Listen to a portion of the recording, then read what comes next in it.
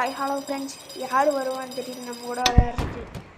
நீங்கள் யாருக்கு சப்போர்ட் பண்ணுறீங்க? எனக்கு சப்போர்ட் பண்ணுறீங்களா இல்லை ஓப்பன் சப்போர்ட் பண்ணுறீங்களா? ஓப்பனேட்டை விட நம்ம கொஞ்சம் கம்மி லெவல் தான்.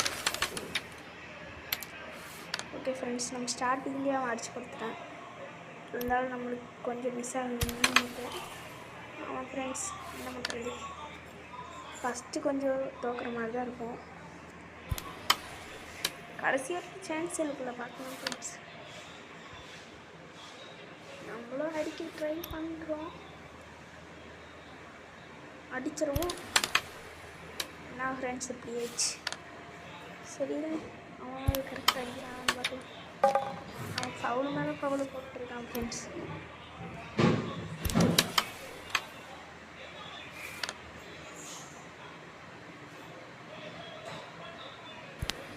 அவன் பாரு எப்படி அடிச்சிட்டான்னு.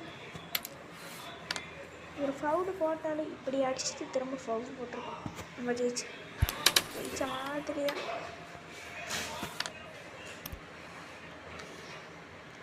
இப்போ அடிக்க போனோம், ஃபவுல் போட்டோம்.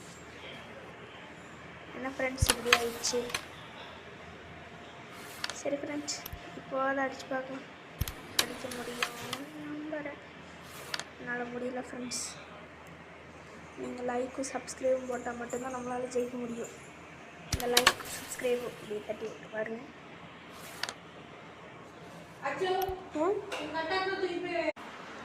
ஓகே ஃப்ரெண்ட்ஸ், இப்போ அடிச்சிடுவோம்.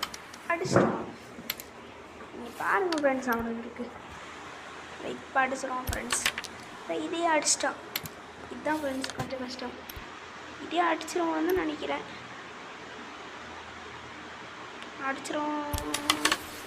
அடிக்கல ஃப்ரெண்ட்ஸ். சரி விடுங்க ஃப்ரெண்ட்ஸ், அவனுக்கு இந்த வாட்டி விட்டு கொடுத்துறேன். இந்த மேட்சை கிடையாது ஃப்ரெண்ட்ஸ், இந்த சான்ஸு.